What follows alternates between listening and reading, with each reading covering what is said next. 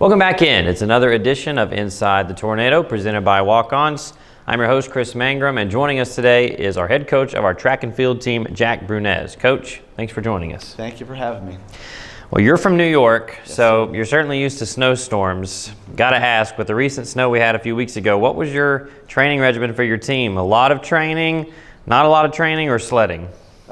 I wish it would have been a little bit more sledding, but we definitely want to be safe, and we didn't want to go into the fence over there by the track.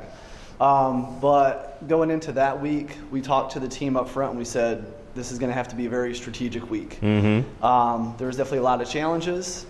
When it came to our distance runners, we couldn't hit the trails, we couldn't hit the roads. It was just too icy and unsafe out there. Yeah. So we became very good friends with the dread mill. Oh, okay. Yeah, so that was the best that we can do, and I know like the sprinters and throwers, obviously being more explosive, they definitely don't want to be out there in those temperatures.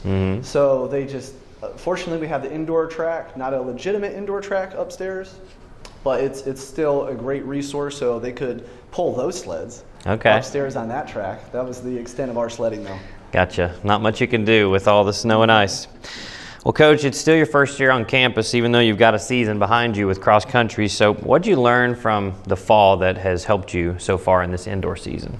Well, unfortunately right now we're utilizing a local track while we're still waiting for the rubber to be put down on our track. Yeah. So just the whole concept of just being very strategic and structured, organized with transportation off campus to the venues, especially for track and field because we have so many different disciplines.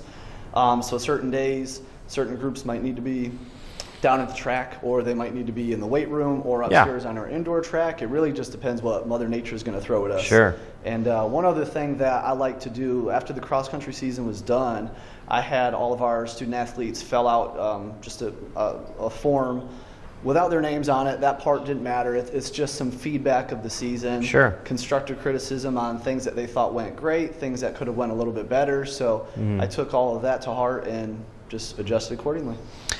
Well, the indoor season, as you had alluded to prior to recording, it's almost over. It's happened very quickly. Your athletes have set a few school records, multiple PRs, a few conference honors. What sticks out to you as a highlight of this year so far?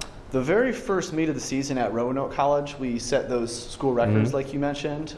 3 of our guys actually broke the school record in the 300. Okay. Skylar Miller, Matthew Henfield, and then his brother Clay Henfield. So it was nice to see 3 guys in the same exact event, the 300-meter dash, break the school record together, really. And then we had freshman Lance Hatcher. He broke the school record in the 1,000. Ermi Vasquez broke the school record in the, what was the event that she did that day? The 1,000 as well. Okay. The 1,000 as well. So that was a great start to the season. Yeah. And then we had about 4 weeks off during the semester break, and then we had our next meet coming back at VMI. So that meet kind of went as expected. Still had some great performances, and some people are still looking really good when it comes to like the leaderboard in the conference per se, as far as like top 8 potential scoring. So we have Ermi Vasquez. I know she's in the top 8 for the 800, the mile, the 5K, and she probably will be for the 3K when she runs that next weekend at Liberty. Jordan Keith, he stood out a lot in the 3K and 5K. Josh Brewer is just outside the top 8 in the 5K. Clay Henfield, top 3 in long jump. Ruthie Fripp, top 8 in weight throws. So we have some people that are really putting in some work and standing out. It's all coming to fruition. Well, good. Now your teams are preparing for one final competition coming up before conference and the indoor championships. What are some of your expectations as you guys look to finish the year strong? So one thing we like to look at and talk about is like where we're kind of stacking up as the season is going along. So one thing that we're hoping after the Liberty meet coming up is we just have some people climbing the rankings and just not being higher in the rankings, but feeling the confidence going into the championship too. We think that's really important as well. It's just not just stepping to the line and just feeling like we're gonna run this time or jump this distance or throw this distance, but we want to have the confidence going into it as well.